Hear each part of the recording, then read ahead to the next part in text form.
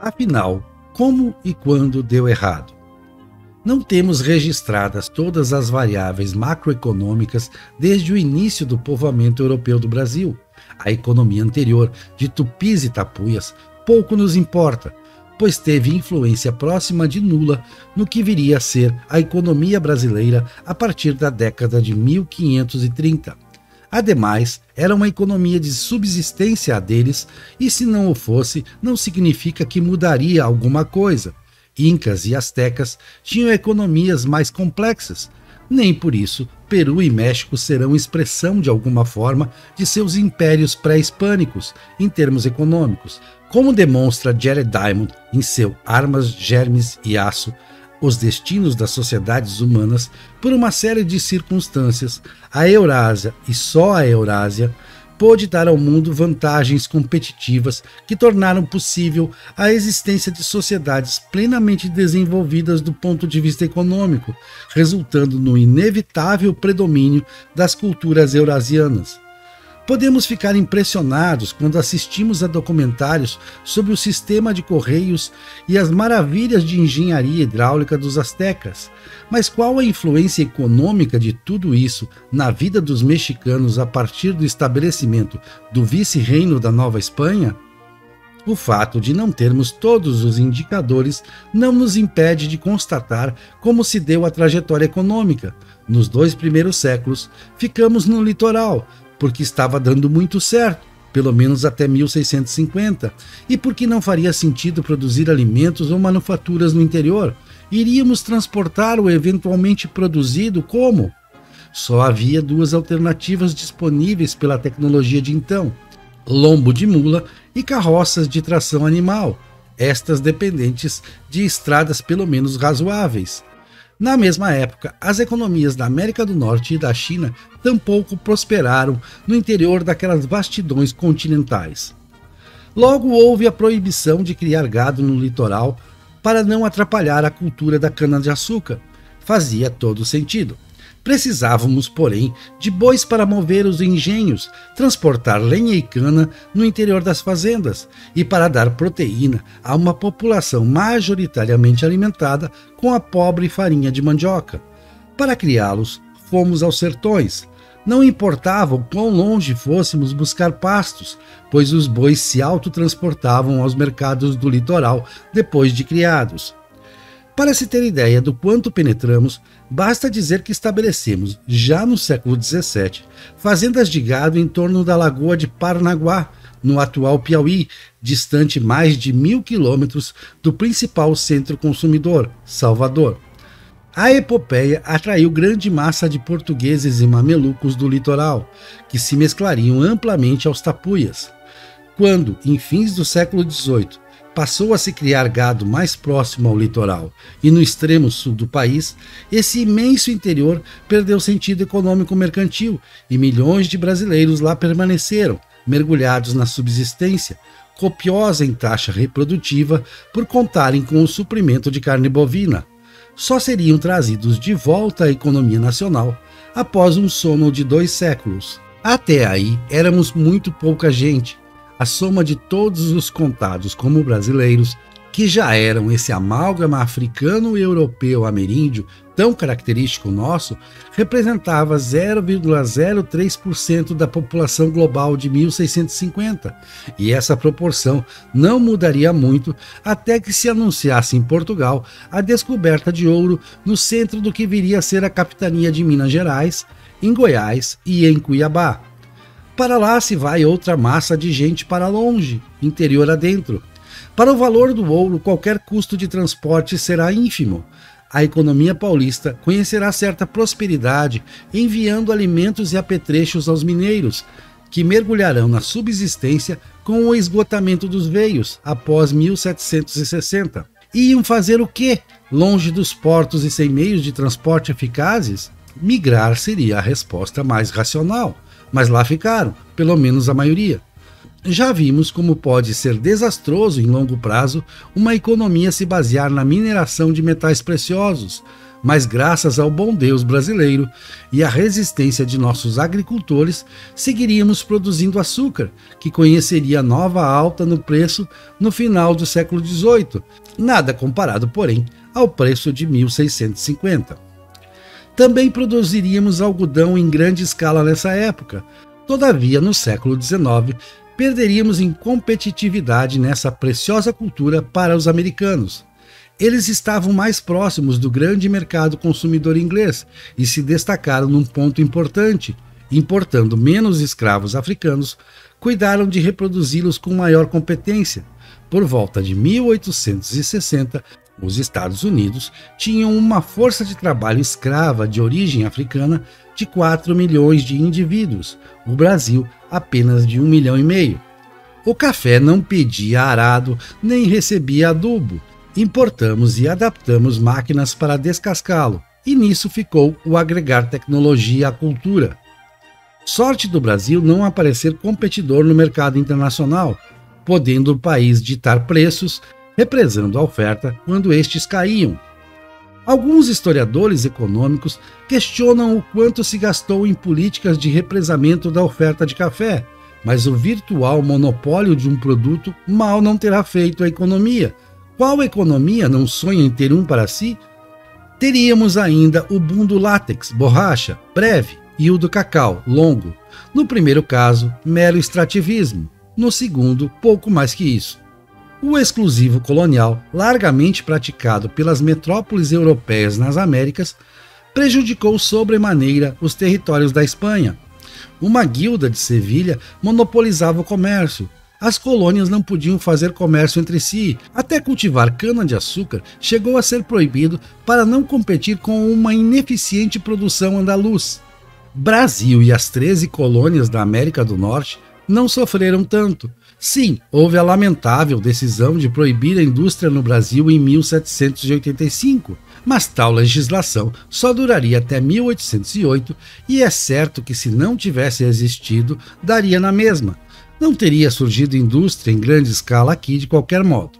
Para a primeira metade do século XIX, a Inglaterra aparece em nossos livros escolares como um demônio a sugar o sangue dos brasileiros e nos empobrecer terrivelmente.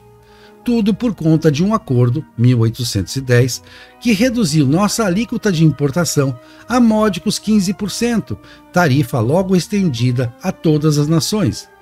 Viria a tarifa Alves Branco em 1844, altamente protecionista, sob medida para proteger a indústria nacional, e nada de a indústria aparecer por aqui. A vigência da tarifa baixa, de fato, traria prejuízos ao Brasil, por ter reduzido substancialmente a principal fonte de arrecadação do erário. Fez-se impossível gerar poupança pública para investimento e a restrição a gastos militares acabou deixando a dura missão de manter a ordem nas províncias nas mãos das milícias locais, concentrando o poder nos grandes proprietários que as armavam e comandavam. A diferença entre o artesanato e a indústria é determinada principalmente pela sofisticação do maquinário empregado e pela força que o move. O Brasil já tinha engenhos a vapor no século XIX, mas importar máquinas para a indústria têxtil demorou. Foi preciso também driblar a resistência inglesa a exportá-las. Defendiam seu virtual monopólio. Não estávamos sozinhos na missão de copiar a tecnologia ou importar máquinas de quem a tinha copiado. E o faríamos, com atraso, mas nem tanto. Não tínhamos carvão mineral, contudo o vegetal quebrava o galho. Enquanto isso, os Estados Unidos tinham no século XVIII aberto um circuito comercial com as colônias do Caribe, e isso estimulou a construção naval na Nova Inglaterra, primeira atividade industrial em que se destacariam. Estariam na linha de frente da era da navegação a vapor, iniciada em 1807, quando o primeiro navio a vapor, criação do americano Robert Fulton, navegou no rio Hudson. Em 1819, o Savannah, também de construção americana, faria a primeira viagem oceânica com a nova tecnologia embarcada. No mesmo ano, um navio a vapor navegaria entre Salvador e Cachoeira, no Brasil. Teríamos também nossa indústria naval, a tínhamos desde o início, sem contar a canoa tupi. Agora com a novidade do vapor, que abria a possibilidade de competir no mercado europeu com produtos de menor valor agregado. Com o navio à vela, a viagem era muito custosa. O vapor, o telégrafo, a ferrovia, o motor de combustão interno, o refino de petróleo, o telefone, a energia elétrica, o automóvel, o caminhão, o avião. Ninguém terá testemunhado transformações tão fantásticas em tão pouco tempo quanto quem viveu no tempo dessas invenções. O Brasil as adotou com entusiasmo tão logo pôde, mas não inventou nenhuma delas e por muito tempo não se destacou por produzi-las, enquanto via os Estados Unidos se destacarem por uma coisa ou outra ou ambas. Problemas de escala os nossos, sim, mas a causa maior de termos ficado para trás não estava numa resistência à tecnologia, resistência que pouco existiu. Dando como pretexto a adesão a ideias liberais, não permitiram nossos políticos a tributação sobre a renda ou sobre a propriedade. Só se cobraria imposto de renda para valer a partir de 1964. Sobre a propriedade da terra, para além de valores simbólicos, nunca. Preferiu-se tributar exportações, um atentado contra a produção nacional. Na segunda metade do século XIX, o erário gemia. Bravamente, oferecia garantias a investimentos em infraestrutura. Entre o despendido nisso e os muito pesados gastos militares, ia-se quase tudo. Não sobrava quase nada para cuidar do ensino público. Tal como na economia, na educação estamos longe de ter sido os piores, mais longe ainda de termos sido os melhores. O mesmo se aplica aos investimentos em infraestrutura e à formação bruta de capital fixo. Não fomos os piores da classe, mas a nota exigida para passar ao clube dos desenvolvidos era 7, tiramos 4. Assim como não fomos vítimas de colonialismo, muito menos o fomos de imperialismo, conceito criado por Lenin, depois desvirtuado, apropriado por um discurso pedestre, desprovido de bases racionais. Todo o gasto do governo imperial com juros da dívida externa em seus últimos 40 anos de existência foi pouco mais do que o valor de um ano de exportações da década de 1880. Abstraindo a situação momentânea do início da década de 1980, quando a explosão dos juros no mercado internacional combinou-se a restrições às exportações brasileiras e a alto custo do petróleo por nós importado, gerando uma crise severa em nossa balança de pagamentos, a participação do estrangeiro em nossa economia não era um fator a nos prejudicar. Tomemos o ano de 1959, em pleno desenvolvimentismo ufanista de JK. Exportamos 1 bilhão e 200 milhões de dólares, uma ninharia. Nosso saldo na balança comercial foi de 72 milhões de dólares. Recebemos de investimento do estrangeiro 124 milhões de dólares, a que corresponderam miseráveis 25 milhões de dólares de remessas de dividendos daqui para as matrizes, 237 milhões de dólares de 2019. Foram captados 439 milhões de dólares de financiamentos externos, tendo sido amortizados 377 milhões de dívidas anteriores e pagos 91 milhões em juros. Resultado final, 154 milhões de dólares de déficit em conta corrente. Ora, estamos falando de um esforço para superávit da balança comercial equivalente a 636 milhões de dólares de 2019 ou num déficit em conta corrente de pouco mais de 1 bilhão. Estamos falando de menos de 1% do PIB de então. Éramos um país autárquico, isolado. Como o mundo podia nos prejudicar? A construção de Brasília aumentou exponencialmente nossa dívida externa, diz alguém. Sim, a construção de Brasília com aquele projeto, poderíamos ter pensado em algo como Canberra, foi um brinquedo caro para uma criança pobre. Mas de onde se tirou a relação com a dívida externa? Muito se compara a estabilidade política dos Estados Unidos com as rupturas brasileiras. Não é para tanto. Erros de gestão houve, loucuras não. Burrice houve, como quando congelamos preços para conter a inflação, medida cujos efeitos nocivos sobre a economia às vezes demoram a aparecer, mas são certos e consideráveis. Houve alguns confiscos e agressões legais ou judiciárias ao direito de propriedade, mas não dá para comparar isso ao que houve nas guerras devastadoras pelas quais passaram alguns dos países hoje no clube dos desenvolvidos. Houve excesso de monopólios, reservas de mercado, cartorialismo, mas não se encontrará aí a essência de nossos problemas econômicos. Houve períodos autoritários, mas vimos no caso da Coreia do Sul que isso não necessariamente é ruim para a economia. Embora afete negativamente a confiança, a segurança jurídica e a previsibilidade, também pode, se for inteligente a ditadura, represar demandas imediatistas em favor de ações de impacto econômico positivo. As ditaduras de Floriano e Vargas não o foram, mas em 1969, 60% do investimento foi iniciativa do Estado, sinal de que havia poupado. Parte da poupança foi importada, mas isso não é um erro por si. Acabou sendo bem-vindo, dada a inapetência do investidor privado, nacional ou estrangeiro. Este compareceu com mais apetite após a estabilização da inflação em 1994, compensando em parte o forte recesso do Estado como investidor e atraído por um programa de privatizações que enxugou em parte o excesso de estatizações dos anos 1970.